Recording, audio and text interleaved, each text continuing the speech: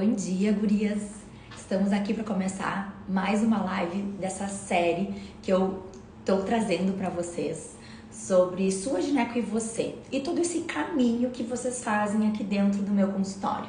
Então a gente conversou no primeiro episódio sobre as adolescentes, que é a entrada de vocês por aqui na maioria das vezes, seja como mãe de adolescentes, seja como adolescentes, né? Então teve esse começo. Agora a gente vai falar um pouquinho sobre a maternidade. Não esperem uma live falando de dicas de vitaminas, exames de pré-natal, não vai ser sobre isso. Trago verdades para vocês e não são verdades absolutas, são verdades carregadas de uma gra, de uma mãe, de uma médica, de uma obstetra que trabalhou com gestantes muito tempo e que veja a maternidade de vocês passar aqui pelo meu consultório em diversas fases da nossa vida. E é essa conexão que eu quero trazer para nossa live hoje, combinado? Esse mergulho, que eu costumo dizer, a gente faz um mergulho de cabeça nessa maternidade e quando a gente respira, levanta e se reenxerga, se revê ali como mães, na maternagem, em meio a tudo isso. Essas lives são para vocês se conectarem mais comigo, para vocês entenderem a Gra além da médica, porque quando a gente escolhe um médico, uma ginecologista para chamar de sua, para acompanhar vocês nas coisas mais íntimas que vocês precisam estar aqui e me contar, eu acho que vocês precisam entender também quem é essa Gra, como ela interpreta as coisas, como ela traz essas questões para a vida dela, para nossa vida, para ajudar vocês. Então, é sobre isso. Bem-vindas aqui à minha live. Estou muito feliz de ter esse momento de conexão entre a gente. Bom, fazendo essa introdução, a gente vai começar sobre as mães que ainda não decidiram se querem ser mães. Acho que faz parte da rotina do ginecologista trazer esse assunto da maternidade. Eu trago sempre, sabe, 30 anos, 35 anos, por ali eu começo a abordar essas questões, ou quando vocês me trazem sobre a contracepção, o tempo de duração dessa contracepção, eu sempre faço esse balanço com vocês. Se tá perto dessa maternidade chegar, se não tá. E aí, muitas vezes, me deparo com mulheres que têm um ponto de interrogação, ainda não sabem ou se estão preparadas para essa jornada da maternidade, ou pessoalmente, profissionalmente, ou se tem um parceiro. Muitas querem muita maternidade, mas querem aquele pacote completo e esse pacote completo ainda não chegou.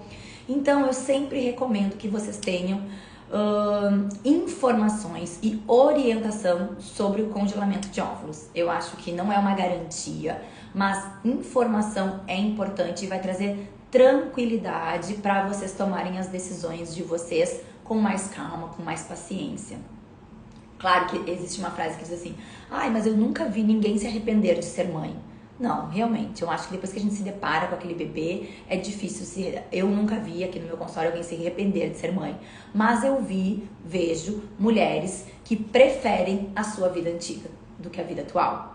E isso vem carregado de tanta culpa, tanto peso, que eu acho que às vezes pensar numa melhor oportunidade, num melhor momento para isso acontecer, vale a pena, e é só através de informação. Eu não tenho essa especialidade, mas eu tenho colegas maravilhosos, inclusive amigos, e que eu posso encaminhar vocês para São Paulo, aqui para Balneário. Para quem é da região de Cruz Alta, eu indico alguma clínica em Passo Fundo, uma clínica em Porto Alegre. Então me chamem no direct se vocês estão nesse momento de decisão, de pensar, e antes de qualquer coisa se informe com o especialista. Então eu acho que esse é a entrada na maternidade, com esse ponto de interrogação. Eu quero ser essa luz no caminho de vocês.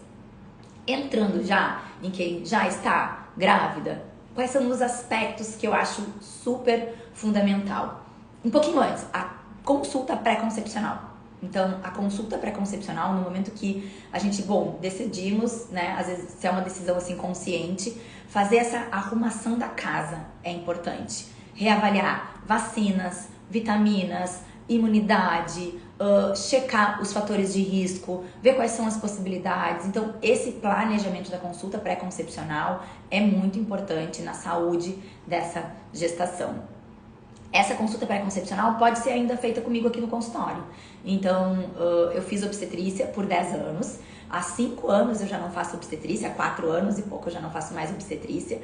Foi uma decisão difícil porque eu amava ser obstetra. Eu acho que não existe uma emoção no mundo maior do que colocar um bebê no mundo, ajudar uma mãe a colocar um bebê no mundo. Eu me emocionava todas as vezes, todas as histórias são lindas, mas são escolhas que a gente tem que fazer no nosso caminho e que não couberam mais nessa vida dividida que eu vivi também nesses últimos 4 anos entre Cruz Alta e Balneário.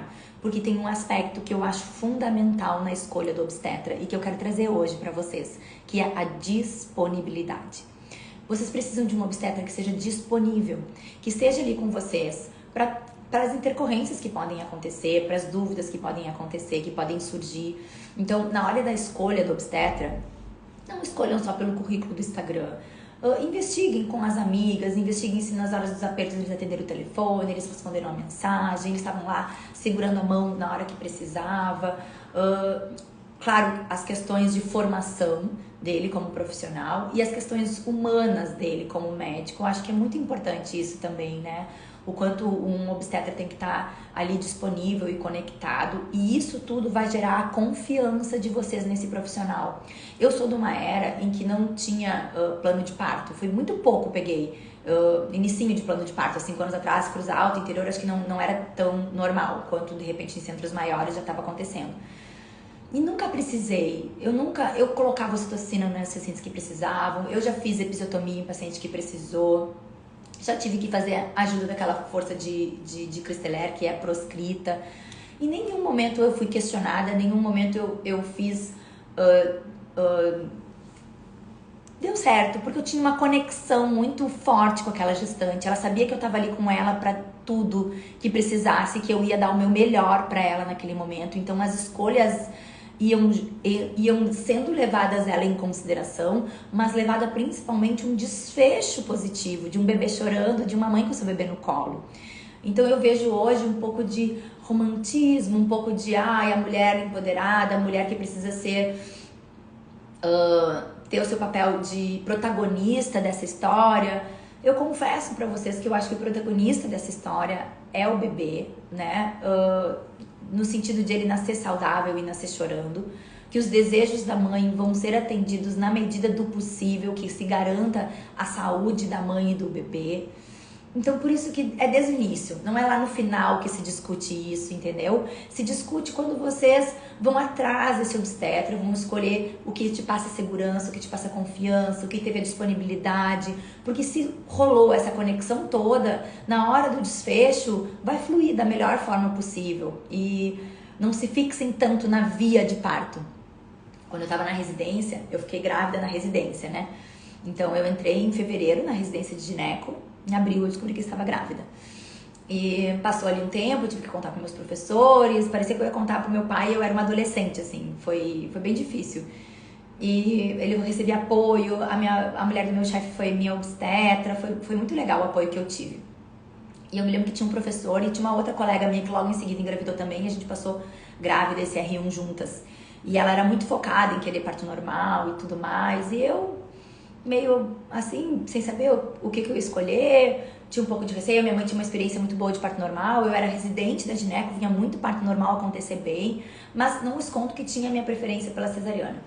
E esse meu professor disse: meninas, não importa a via de parto, não importa como o bebê vai nascer, importa que ele nasça bem. A via de parto não é importante, vai ser via vaginal, via abdominal, isso é só uma via. O importante é o resultado. Então isso eu trouxe não só para minha vida de mãe, de gestante, mas para minha vida de obstetra também, de passar tudo isso para gestante, sabe? Então eu acho que isso é uma coisa bem importante, assim, a disponibilidade. Outra coisa que aconteceu comigo quando eu era gestante, nesse primeiro momento que eu engravidei, eu não contei direto para os meus chefes, eu tive que procurar um pré-natal. E como que eu fiz? Como muitas de vocês fazem, peguei meu guiazinho de convênio, eu era recém-chegada no Rio de Janeiro, eu não conhecia ninguém além da minha residência, eu não queria que meus professores soubessem ainda. Peguei o guiazinho lá do convênio, achei uma mais perto da minha casa e fui consultar com ela, sem nenhuma referência. Quando ela fez a consulta, aquela consulta super mecânica, rapidinha, no final ela anotou o celular dela na minha carteirinha de gestante, mas ela disse assim: esse telefone é pra emergências, tá bem? Tá bom, tá bom. E aí eu lembro que eu tive uma intercorrência, eu tenho herpes labial, E eu tive herpes na gestação. E queria mandar mensagem pra ela, pra perguntar se eu usava o aciclovir, se não precisava, o que eu fazia. Mas eu pensava assim, bom, mas eu sou uma residente da ginecologia. Isso não é uma urgência, muito menos uma emergência. Então eu mando ou não mando a mensagem? Naquele momento eu vi que não era aquela obstetra que eu queria pra mim. Porque as dúvidas são muitas. Eu esperar 30 dias pra resolver isso na consulta era demais. Já ia ter passado. Eu ir para uma emergência do hospital para perguntar isso, ia tirar o lugar de tantas outras com problemas realmente importantes, também não era o caso.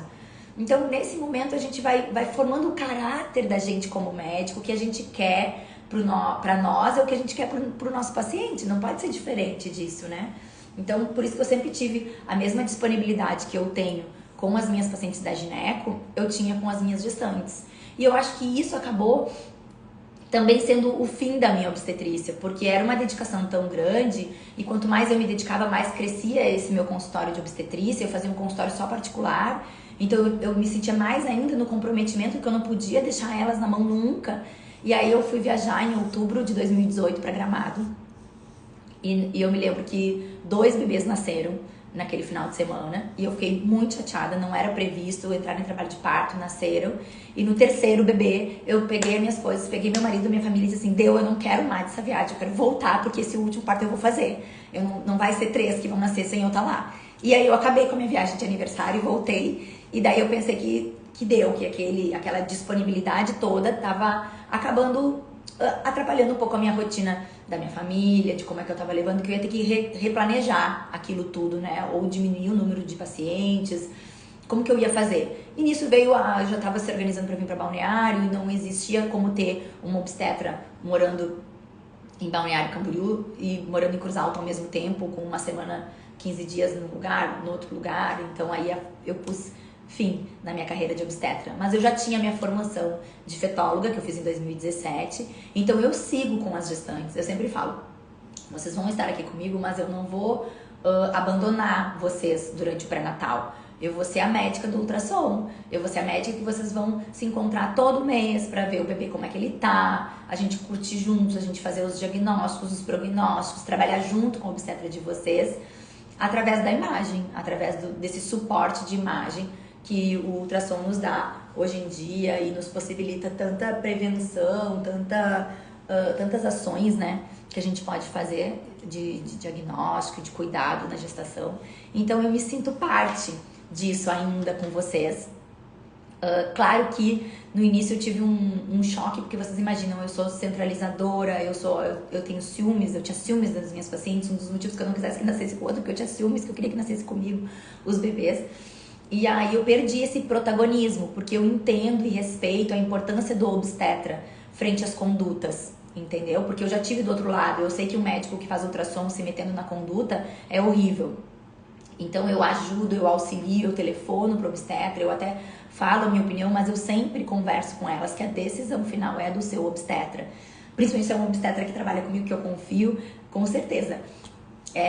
Eu preciso passar para ela essa segurança também. Então perder esse protagonismo me doeu um pouco, confesso para vocês, porque eu acredito que o protagonismo é todo do obstetra e merece ser assim.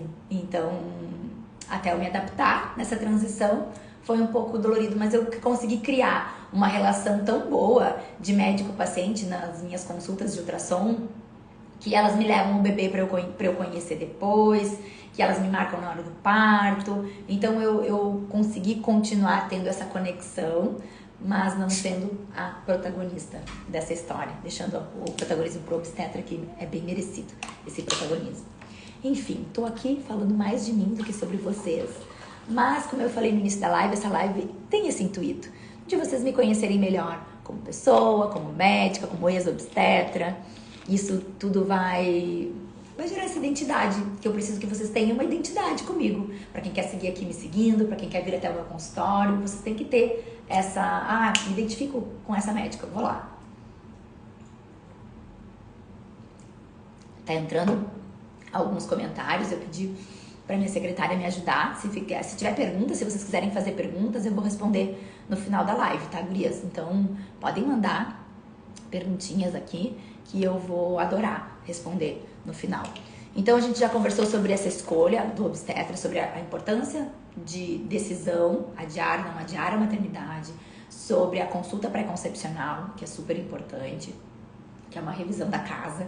A gente já conversou sobre a escolha desse obstetra, de como começar esse pré-natal, da importância da disponibilidade que ele vai ter com vocês, que isso que vai passar a segurança maior para vocês.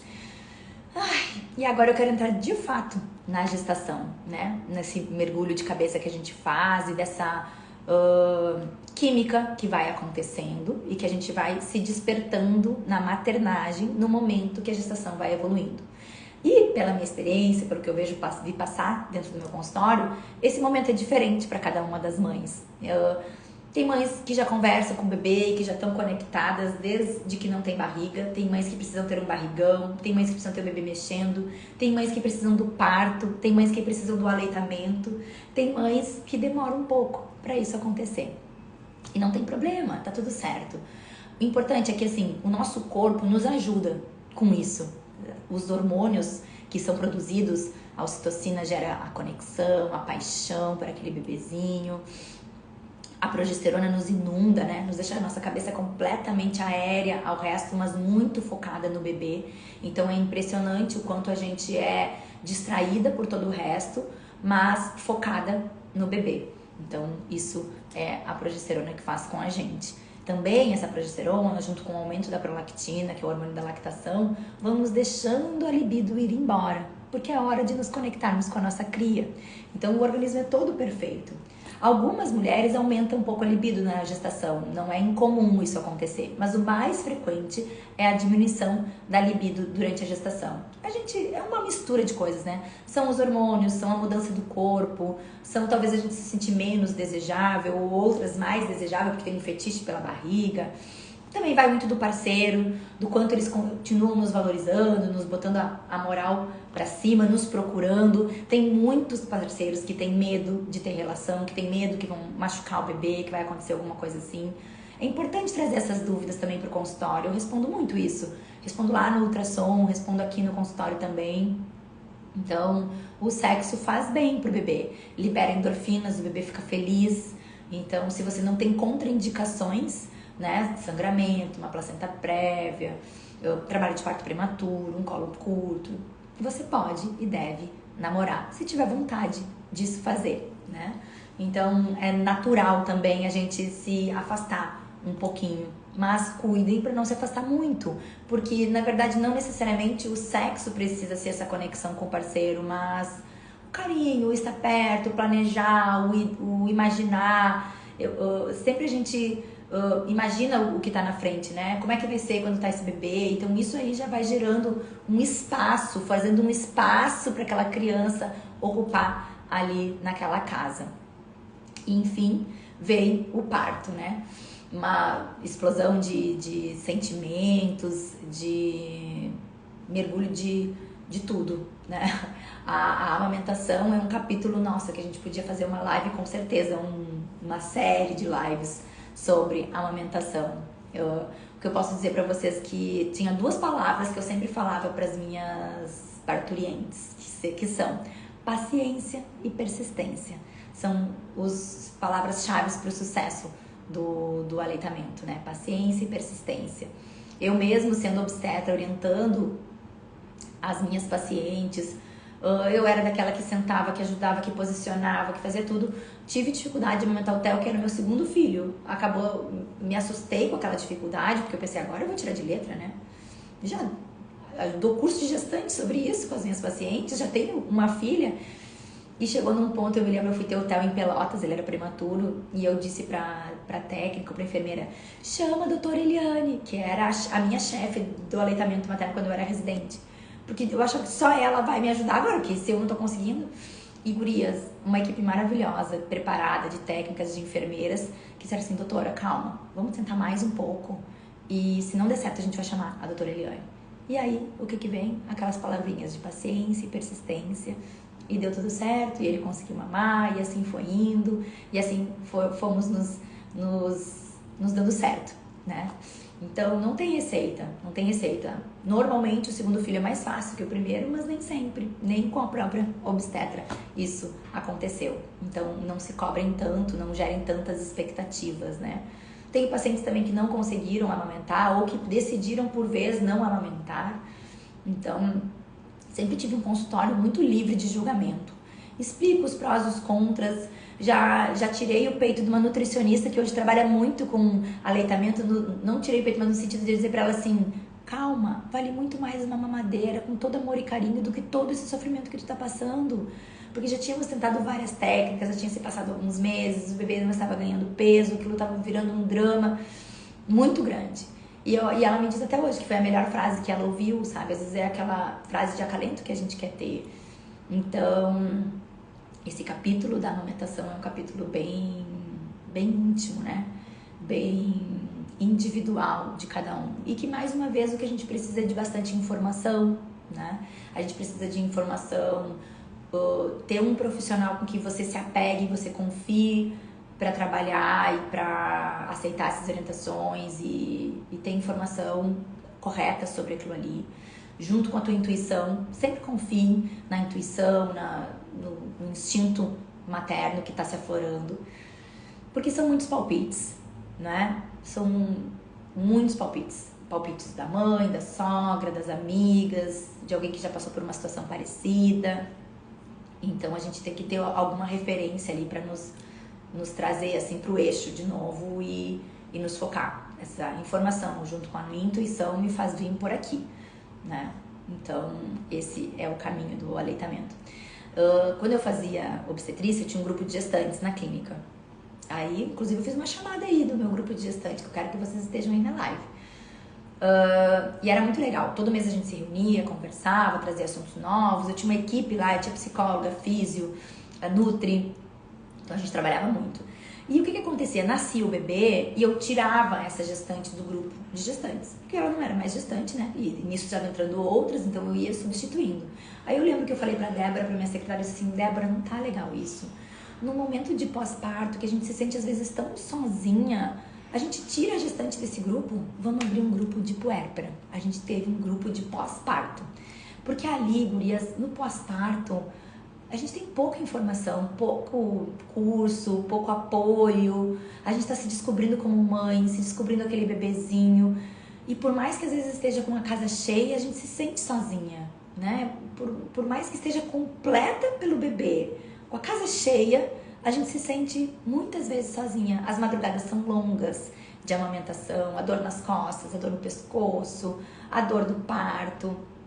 Todos esses momentos. Então eu quis ter esse grupo e eu acho muito bacana vocês terem uma conexão de mães que estejam passando pelo mesmo que vocês nesse momento do pós-parto. Acho talvez tão mais importante ou quanto durante a gestação. E eu sempre tive amigas que estavam amamentando junto comigo.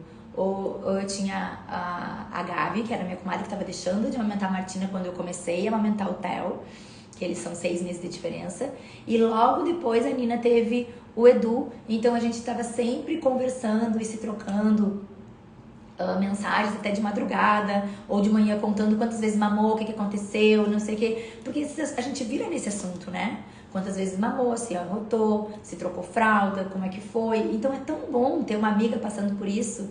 Eu acho legal a gente ter essa conexão, essa identidade com quem está passando por isso. Então esse grupo de pós-parto, se vocês tiverem oportunidade de participar de algum, eu acho que é legal. Grupos leves, né? Zero julgamentos, amigas de verdade, que a gente possa fazer realmente uma troca, que a gente não se sinta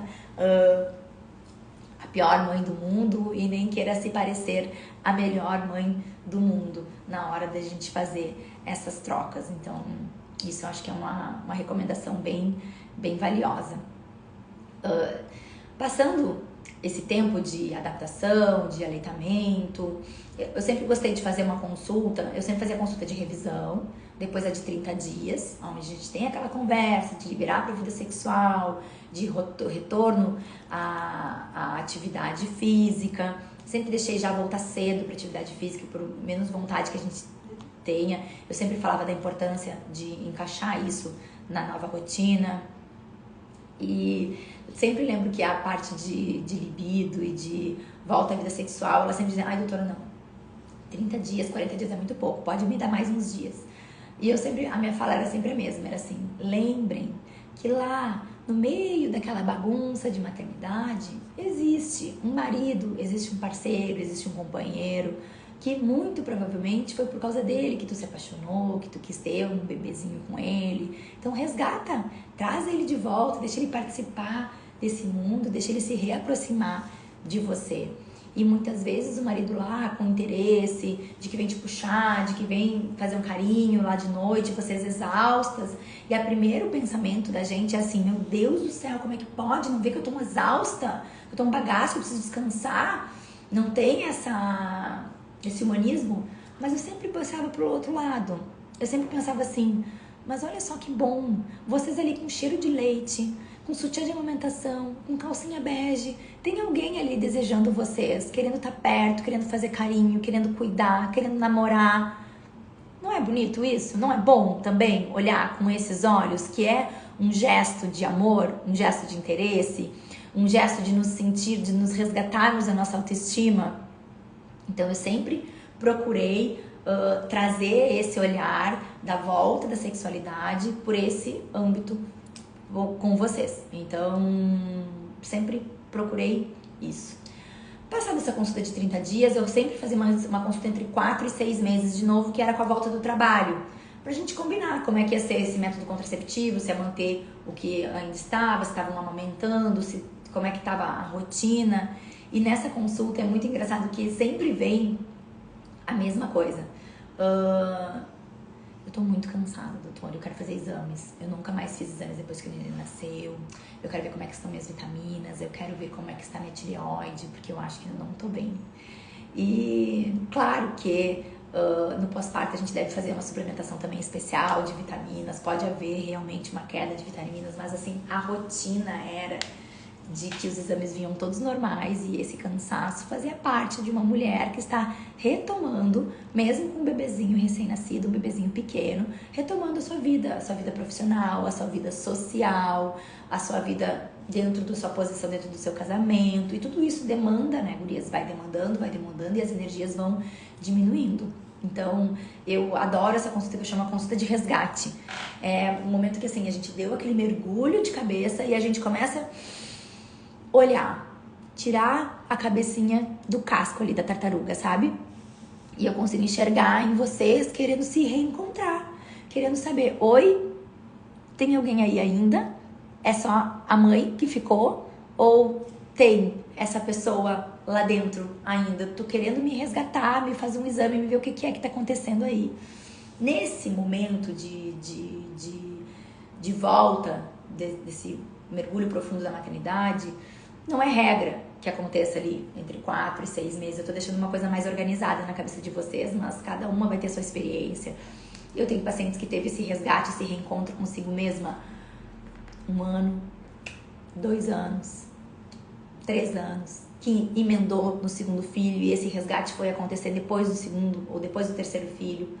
Mas eu vejo que existe esse momento de confronto entre quem é você? Quem é você?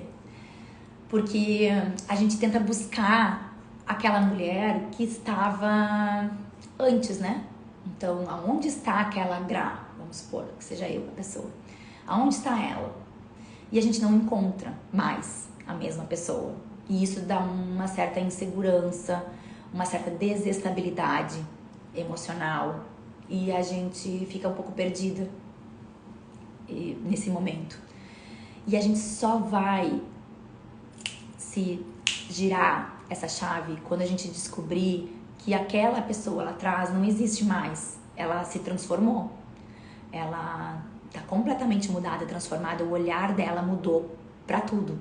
Então, o nosso olhar profissional mudou, o nosso olhar como mulher mudou, como gestora, como filha, muda bastante. O nosso corpo mudou. Nosso corpo não é mais o mesmo. Então, no momento que a gente aceita todas essas transformações e busca um melhor ali dentro dessa transformação, eu acho que a gente consegue girar essa chave do puerpério, sabe? Girar essa chave e descobrir que existe a maternidade dentro de nós, existe a nossa forma de maternar, mas ela faz parte da nossa vida toda. Ela não é a nossa vida toda. É uma parte vital, eu diria, porque ninguém mais vive sem aquele cheirinho de criança, né? E isso é agora que os meus têm 11 e 15 anos. É uma parte vital minha, talvez a minha melhor parte, mas é uma parte minha. Existe a Gra profissional e que não larguei da minha profissão. Eu lembro que o Marcelo me falou uma vez, sem a gente se falar, ele me falou muito tempo depois, que ele tinha medo que eu não voltasse pra residência quando eu tive a Malu. Eu tive um mergulho, assim, muito forte na maternidade. Eu sempre quis muito ser mãe. E eu tive 4 meses de licença maternidade com ela sozinha no Rio. Então, a gente era muito, muito conectada. E eu tive que largar ela na mão do Marcelo, que era um ótimo pai, que super participou, para fazer um plantão de 24 horas no centro do Rio de Janeiro, onde meu peito transbordava de leite e ele não conseguiu levar ela para amamentar. Então, foi muito forte essa ruptura da minha volta ao trabalho. E ele falou depois, eu disse assim, ainda bem que tu falou depois, que talvez se eu soubesse que tu cogitou e eu tava talvez cogitando, eu me entregaria pra isso, né? Então, é muito forte essa maternidade, mas eu me descobri uma melhor profissional depois disso, com certeza um olhar mais humano, de me colocar mais no lugar. Eu vejo as minhas colegas, eu vejo colegas que acompanhei a maternidade, vejo o quanto transformou a maternidade, a profissão delas também. Não que precise, mas que transforma. E que eu tenho certeza que a gente se torna uma profissional melhor. Não tem como se tornar pior depois disso. E resgatei. E a gente deve resgatar em algum momento o nosso corpo, a nossa feminilidade, a nossa conexão com o nosso parceiro. Voltar a nos priorizar dentro, fazendo com que a maternidade faça parte de um todo e não seja o todo. Ai, falei bastante, né? Vamos lá, vamos ver o que mais que eu vou conversar com vocês. Mas eu já tô meio que chegando no fim. Eu acho que era isso, buscar essa ajuda, fazer esse resgate do pós-parto. Eu acho muito legal essa consulta, onde vocês voltam a querer se enxergar, a querer se priorizar em tudo isso. Não se culpem, porque isso é um time que acontece diferente com cada mulher. Como eu falei pra vocês, às vezes acontece mais rápido, às vezes demora um pouco, às vezes emenda com uma outra gestação. Mas é isso. E essa maternidade, ela segue acontecendo, né? A gente vai expressando isso na nossa forma de lidar, de cuidar. Tem uma outra fala que eu queria ter aqui, que é sobre a culpa. Nasce uma mãe, nasce a culpa, né? Então acho que isso é uma fala verdadeira, mas eu vou finalizar com um conselho que eu ganhei da mãe de uma amiga minha, que quando eu fui me visitar, eu tava com até o bebezinho, prematurinho, em casa, a Malu pequena, 4 anos, a Malu teve bastante ciúmes, e em algum momento eu devo ter sinalizado alguma coisa de culpa, e ela me disse assim, Gra, a culpa não é uma boa conselheira. E nossa, esse foi um conselho muito bom, que eu e Marcelo carregamos até hoje. Porque é óbvio, né, gurias, que dentro dessa maternidade, em muitos momentos que a gente se prioriza e que a gente se recoloca no mercado de trabalho, se recoloca como prioridade do próprio casal, né, de uma viagem que vocês vão fazer entre vocês dois. No fundo, às vezes a gente tem uma culpa, né? Eu já trabalho tanto, agora na hora de viajar, vou deixar eles. E pra tudo, né? As coisas que eles nos pedem, mas eu já tô tão ausente, mas isso, mas eles... E aí a culpa vem. E vez e outra eu tenho que lembrar sobre isso. A culpa não é uma boa conselheira. E foi legal isso, porque é um conselho que ficou presente, tanto em mim quanto no Marcelo, e um ou outro às vezes lembra, sabe? Quando a gente vai dar uma titubeada, um ou outro fala assim, lembra, a culpa não é uma boa conselheira. E acho que isso ajuda bastante na educação dos nossos filhos. Ai, gurias. Então, vocês foram poucas perguntas, né? Só um comentário que eu vou fazer falta lá em Cruz Alta, mas eu sigo aqui Meus pequenos estão vendo a doutora que trouxe eles ao mundo. Ai, que coisa boa. Minhas gestantes lá de Cruz Alta prestigiaram mesmo a minha live. Quero agradecer. Agradecer a todas vocês que ficaram aqui comigo nesses minutinhos de conversa. Eu falei que ia ser um papo bem íntimo. Então, eu estava aqui, ó, mergulhada. Fiz uma retrospectiva de como foi a minha maternidade, de como eu encarei tudo isso dentro do meu consultório, como eu levava as minhas gestantes e como eu posso continuar recebendo vocês aqui dentro do meu consultório, porque esses aspectos da maternidade vão surgindo sempre, gurias, e a gente vai trabalhando ele aqui dentro. Então, mesmo eu não trabalhando como obstetra, trabalho então na área do ultrassom e já recebo vocês na consulta do pós-parto. Vocês fazem aquela primeira revisão do parto vaginal ou do parto cesárea, mas com 30 dias ali do momento que vocês já vão definir métodos contraceptivos, eu já acolho vocês aqui de volta para seguirmos a nossa jornada, o nosso caminho, e espero que vocês tenham curtido ficar aqui comigo nessa live. E o próximo é sobre maturidade. Então é a minha idade, é o 40 mais. O que vem do 40 mais até os 50? Vamos conversar sobre todos esses aspectos da maturidade. Eu acho que é um momento onde realmente a gente se reenxerga, se prioriza. E eu quero trazer esses aspectos, essas mudanças que começam já a acontecer de novo, a nos preparar para uma próxima fase, que é a fase da menopausa. Então a gente vai conversar sobre a maturidade, será que é a nossa melhor idade? Eu tô adorando esse 40 mais. Então eu espero vocês na próxima quinta-feira, 11h33. Obrigada, um beijo.